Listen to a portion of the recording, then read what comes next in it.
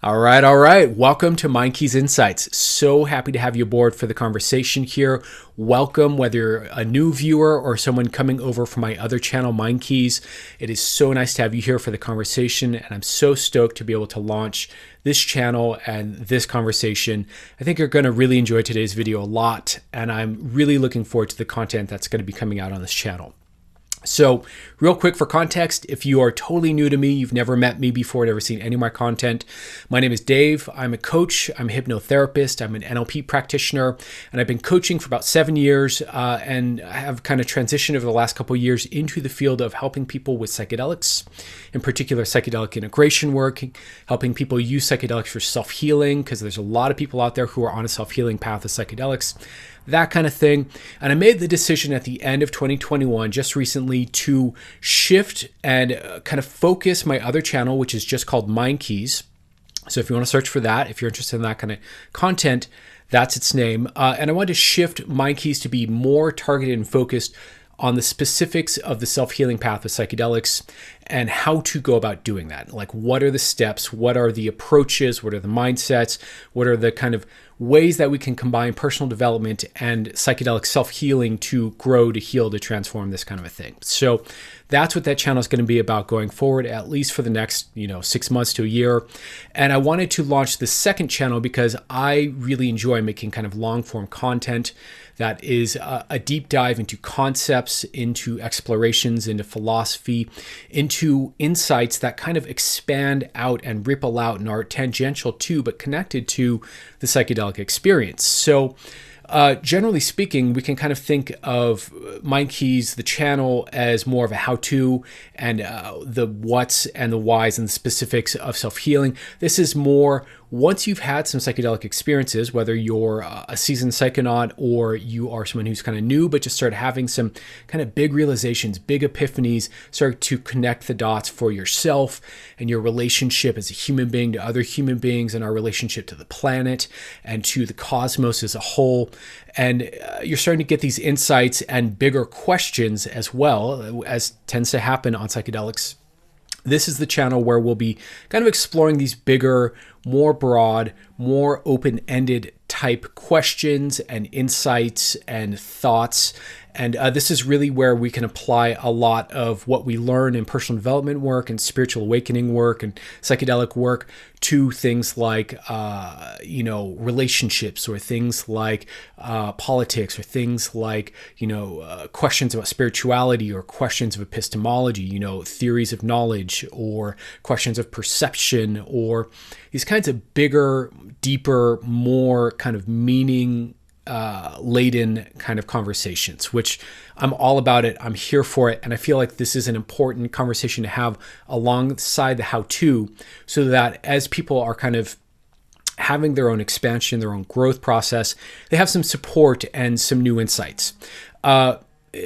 Coming from the background I've come from in terms of working with psychedelics and in terms of kind of study, in terms of, spiritual study, personal development study, hypnotherapy, NLP, I've got a lot of different perspectives and angles to offer towards some of these insights, some of these common experiences, common questions that I just want to offer up, that I just want to kind of put out there, as food for thought, as another alternative perspective to other perspectives you might be taking in, or, just as a service really to humanity, to my fellow human beings, to try to, add to the general upliftment, the general awakening, the general progression of each other as, co-human beings here on Earth, evolving together on the path. So that's really the idea with the channel here. I know that's kind of a mouthful. I know I've kind of said a lot. I do tend to ramble. I am very verbose. Fair warning if you are totally new to me. So anyways, with all that being said, let's get into today's topic a little bit.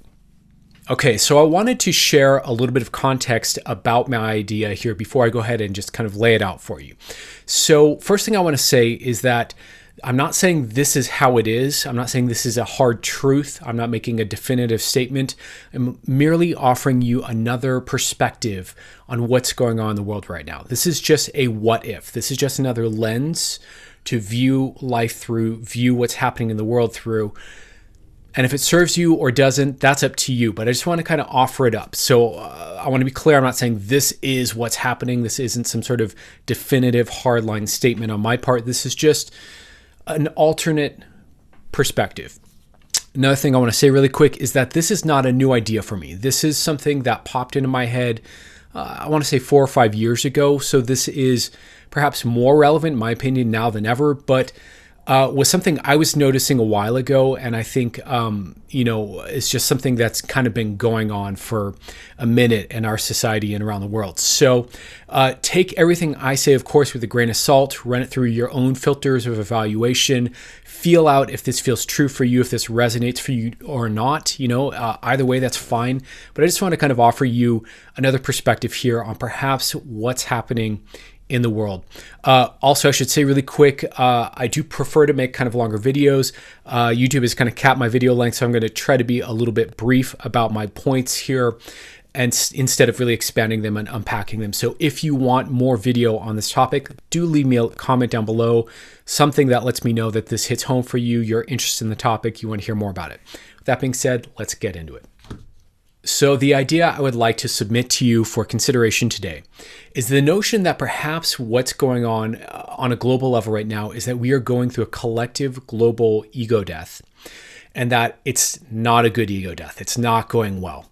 So let me kind of explain what I mean by that a bit and kind of unpack that a bit for you here and kind of draw some points of connection so you can kind of decide for yourself if this is something that makes sense to you.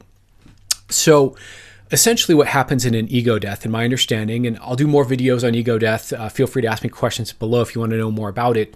What an ego death essentially is a mystical experience. It's a non-dual dissolving of the boundaries and the sense of self that separates us out from life around us and leaves us feeling completely connected to all of life, to all of everything, kind of that sense of all oneness, that sense of I'm a part of everything, everything's a part of me. That's a mystical experience, non-dual experience, and ego death experience. These are all the same thing. And basically what happens, at least from a psychedelic point of view, when a person has an ego death experience is that they take a psychedelic. That psychedelic interrupts their default pattern of identification, of thinking, of feeling, of sensing, of perceiving. And that pattern interruption, gone well, the person realizes what's happening, chooses to relax and surrender to the process, and allows their identity to dissolve for a while, temporarily. And then they have this ecstatic, blissful union with all of life, with the sense of the creator, the creation, and all of life. And it's the most profound, transcendent, beautiful experience you could have, right? But if a person gets their pattern interrupted in a way that they're not ready for, whether it's too quick or it's too intense or it's uncomfortable or triggering in some way, or it's the wrong setting, it's the wrong environment to be that kind of melted down. What happens is that often people will get kind of triggered and go into an animalistic kind of fight or flight mode where they are reactive and they are trying to maintain control while the very mechanisms that create control for themselves are melting away. And this creates it's kind of a sense of overwhelm and freak out. And it can be very, very messy. It can be, dangerous. It can be unhealthy. It can be unsafe. It can be a lot of bad things. That's essentially the structure of a bad trip in a nutshell. Now, when this happens, usually what's going on is that it's just too much too fast. Boundaries are dissolving, pattern is interrupted. We don't know how to cope and how to deal with it. We're not equipped with the skill of surrendering and being present and allowing and trusting, right? And so what I think is happening right now in 2022, but really has been happening, we could say, over the last decade, really since 2012 and even earlier, is that with the invention of the internet, and particularly with the invention of Web 2.0, and now even more so with Web 3.0, we'll see, what we have is a massive interruption in the pattern of how society is organized, how it's run and ran for the last 100 years or longer. And we have this kind of massive jolt and dissolving, boundary crossing, opening, expansionary kind of thing that has become central to all of our lives that we're all experiencing, called the internet. And with that happening, with the ability to connect with anybody all over the world, to get information from any place, the ability to see what's going on, to the ability to record and see ourselves more than anybody in history has ever been recorded ever before, the ability to see other human beings when they don't know they're being recorded, to see all the violence, all the corruption, all the, weird psychological projection, all the kind of crappy things people say to each other, to see all the, frightening things going on ecologically, et cetera, et cetera. So we have more awareness now than we're prepared for, than we are evolved, collectively ready for. Basically, we're having too much, too fast. It's dissolved our boundaries and our sense of self. What we thought the world is, what we thought we were, what we thought society is, has been massively challenged by a high fidelity, set of information, which is both hyper accurate, more than we're ready for, but also distorted and manipulated by people who want to present certain perceptions for us to believe certain things about them or us or whatever. There's a lot of, it's like a funhouse mirror in a sense. There's a lot of like warping and twisting of perception going on, but also the direct perceptions we're getting are more than I think most people are really emotionally mature enough to handle, mentally mature enough to handle, or spiritually mature enough to handle either. And what we're ending up with is just this deep conundrum of how do we flow with this? How do we work with this? And I want to say, that this was inevitable with the invention of the internet, whether or not we had, weird kind of fuckery and, countries fucking with other countries' politics, covertly through social media and things like this. Even if you took all that out of the equation and you just had a world where people could see all the problems around them and all the shitty things other people think and all the shitty things other people do and, all the issues, and become more aware, then they are emotionally grounded and centered and aligned and healthy enough to be able to be present with. This was going to happen, right? And so here we are, and the meltdown is in full swing. And most people are so triggered that they're collapsing into overwhelm, depression, anxiety, stress, rather than finding the resilience and the alignment and the balance to meet it with grace and, rise to the occasion and forgive and love and level up and find solutions. Most people aren't ready, right? So this is what I think is happening right now.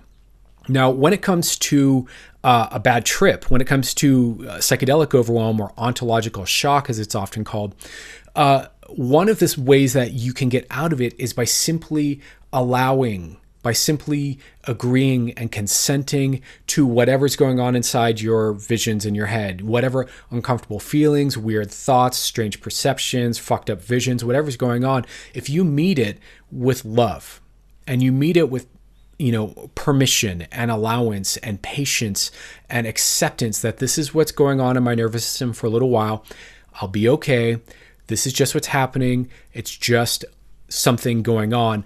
What happens is that non-resistance, that non-attempt to control it, and that ability to just meet it with grace transforms bad trips into good trips, into blissful trips, into ecstatic trips, into liberating trips. So I don't know exactly what the parallel or the kind of correlate in, at a society-wide level is, but I suspect it's something like learning how to love the world as it is, learning how to be kind even in the face of people being crappy, learning how to level up, learning how to mature, learning how to stay centered amidst all the mis and dis and poor information that we're getting, and just kind of staying in our center as beings. So that's really all I'm going to say for this message today. I don't want to run too long, so I can get this up and put it out there to you. But yeah, what do you think? Does this hit home for you? Does it resonate that perhaps we are going through a collective kind of ego meltdown moment where our boundaries have been crossed, our patterns have been disrupted, and we no longer know what to do, and it's just spinning us out of control? If that hits home, leave a like, leave a comment, please interact. Let me know whether or not this resonates, whether or not you want to hear more of this kind of content or not. And with that said, much love to you. I hope you're having a beautiful day, whoever you are, wherever you are. And thanks for watching. Thanks for entertaining this kooky idea with me. And I wish you all the best. Take care.